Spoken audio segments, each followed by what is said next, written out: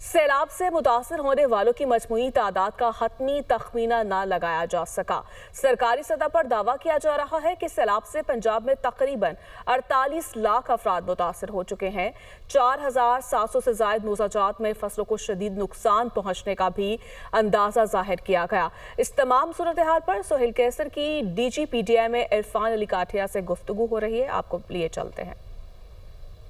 सूरत हाल पर रोशनी डालने के लिए हमारे साथ मौजूद हैं डायरेक्टर जनरल PTI में पंजाब इरफान अली काठिया साहब। तो मुझे ये थोड़ा सा बता दीजिएगा कि इतनी बड़ी तादाद में लोग मुतासर हुए हैं तो ये तो काफ़ी बड़ा टास्क होगा। ये जो फिगर्स हैं ये फिगर्स हैं कि 4700 और 95 मौज़ाजात हमारे अंडर वाटर हैं, और जब अंडर वाटर हैं तो कुछ उसमें से पार्शली हैं, कुछ फुली हैं।